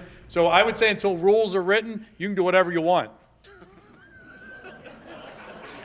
Are we being recorded? I have a question about 50/50s. You said that is bound by the daily $2,000, the $2,000 individual weekly limit. 2,000 individual, 35,000 weekly. Okay, so what happens if you have a huge 50/50? I mean, I speak as a high school. You know, if we have a football game, we get a huge attendance. The 50/50 is $5,000. What do we do with the other $1,000? We're not having something like that. But the other 1,000, you have three extra 1,000. Well, we give away. You know, it's a 50/50. Oh. So well, what you would do is you'd have to set your rules up that you'd have two winners. You can only give 2,000 away. So your first winner, 2,000 winner, whatever your remaining is, that's your next winner. Okay. And the other question I have about 50/50s, you had like the buy them at Walmart strip tickets. Are they legal for 50/50s? Yes. Okay. Thank you. Come to this side. As far as W-2 reporting, the strip tickets or the 13 jars, you buy them $1. There's 3 tickets in there. It's 3 for $1 pretty much on a 13 jar. With the holders, you give away $100. Are we talking each one is 33 cents? Because reporting No, that's a for chance. W-2. That's considered a one chance. Okay. You have 3 numbers per dollar. You're not going to divide that in order to come up with your 300 times the price of the Okay, ticket. because that That's was a for dollar the ticket. W-2 reporting. We'd have to fill out a W-2 on everyone because it's Yeah, over but the 33%. see, how much are you winning on that? $100. $600 is the threshold. But you said percentage. No, it's $600 is the threshold, or if it's over $600, it's 300 times the price of the ticket. That's right, but 33%. If you were calling it $1 divided by the 3 chances, you'd be giving away over 300%. You buy one. $600 is the threshold. Nothing under that. We don't care about percentages before that. $600 is the threshold for $1, and then anything beyond that is 300 times the price of the ticket. Good. Let's go to this side. Yeah, let's say you were like us here. We do not have a building, okay? So we would have to use the church as our address. That's fine. But, okay, the church is at one address, and our parish center is at another part of town, which has a different address where you would hold probably bingo, raffle tickets, things like that. Now, we would put our mailing address at the church, but where we would have the small games of chance would probably why don't you just use the other address? It's got to have a box. It's got to have an address. And, okay, let's say that you can't do that. Now, your license is going to be to the church. Anytime that you're now going to go to that other facility, you would have to notify the county treasurer. And the county treasurer, what are you, in Dauphin County? They might just say, give us a one-time notification of the times you're going to do that. But your county treasurers will work with you. Oh, then you cannot. Great point. When you are moving that license, it has to be an approved area that has voted by ballot that small games of chance are permitted in that municipality. So you just cured your own problem. Let's go back to this side. I just want a clarification. If somebody donates a bottle of wine and it's in a basket, is that the raffle? No. Or can you have No. what about a gift basket, and if they, when the wine glass is in the basket, can you just? No. That's called subterfuge or trickery. Okay. What if it was a wine gift certificate from a winery? That is a great idea, yes. You can do that? Because now they can go and spend it the way they want. You're not actually selling the alcohol. Good remedy.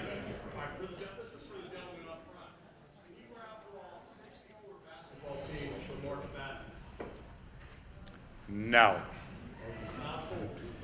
Okay, how are you going to arrive at the winner? Whoever wins that raffle gets drawn gets that team. So you're going to have 64 raffle baskets. Each is a different team. You're putting in your chances. And then Wait a minute. All right, start over. So I'm selling a raffle ticket, and how do the 64 teams come in? Well, we have 64 teams, 64 baskets. So everybody's buying. So whatever team wins, you would win the corresponding basket to that team. Correct. Okay, and then how would the winner then be determined? By a winning team? Eventually. No. Again, it can't be based on amateur or professional sports. That again is called trickery or subterfuge. Yeah, nothing. In fact, that actually is a trademark violation. Those amateur athletes or the NBA or NFL could actually come. New Jersey just lost. They took them on and they said absolutely not. Because if we allow that, I think we actually have to pay them a portion of each of those games because of the trademark. Let's come to this side. If I have a basket and I have a liquor license, can I put alcohol in the No. basket? You can never give alcohol as a prize. Hold on, we got an online question.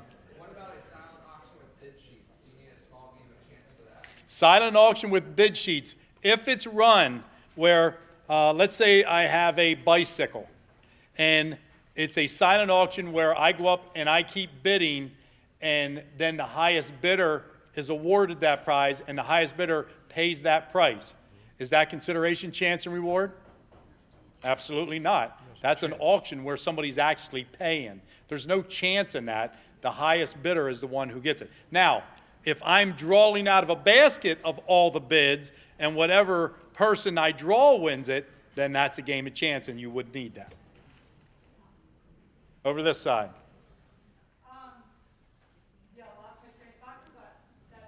You didn't think I was going to pick you. Oh. You listed 3 kinds of horse races that were illegal. One was a historical racing machine. Can you tell me what that is? I have no idea. Because when we do That's written in the law. when the Knights of Columbus do theirs, they use old races, and those are the films that you play and that you're betting on. Is that what they're talking about? No. The films are permitted. Okay. I wouldn't use old films. I would go and buy new films each time because what's the problem with using old films?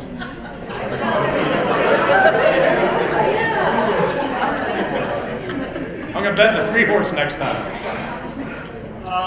In reference to 50-50, 75-25? Where does the game say 75-25? It says 50-50. The rules of the game is it's a 50-50. 50% of the gross income is going out as prizes. What if it's 75% going out as prizes?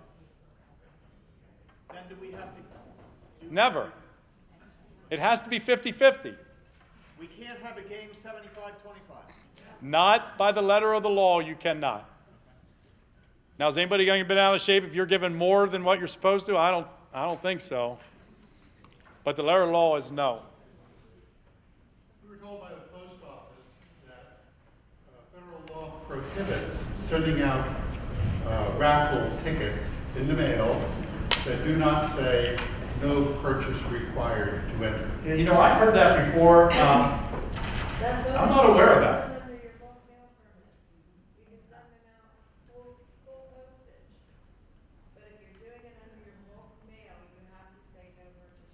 There you go.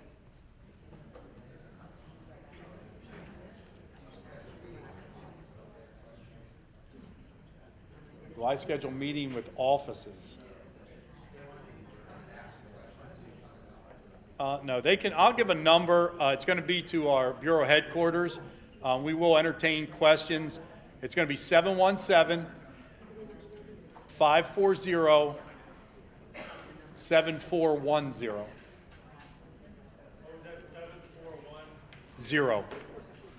717-540-7410. And just say that you're Catholic, and then I'll take it.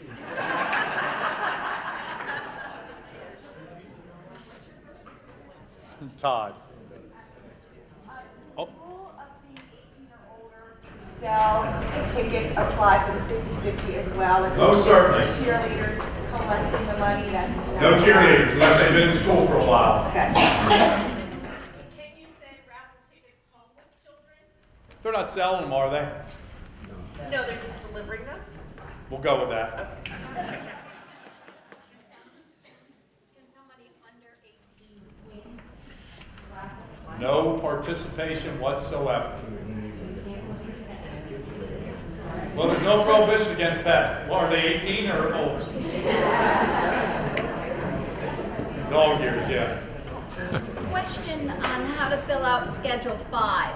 Schedule 5. For small games of chance. I have a pull tab game. We run 3 games simultaneously. Okay. And one of them doesn't sell out that night. We work on a weekly basis, just once a week. Do I have to count the tickets in that game? Schedule it when it goes out of play. Good, that's what I've been doing. Unless you're getting close to your 35,000 weekly prize limit. That'd be the only time you'd have to keep track of the prizes for all games.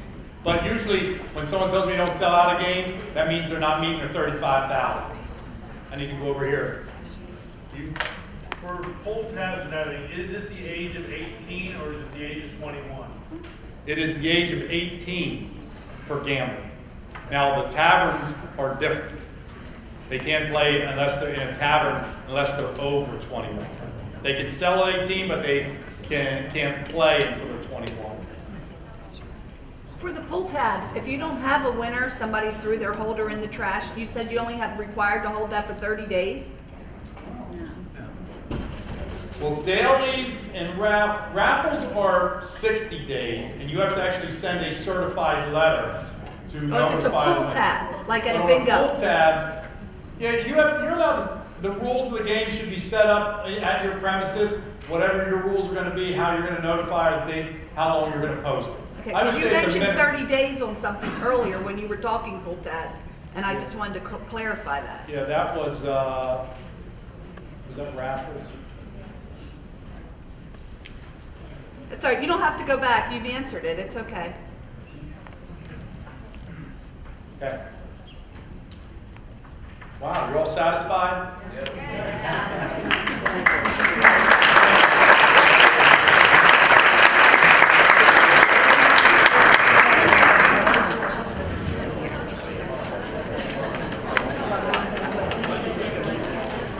I gotta get back.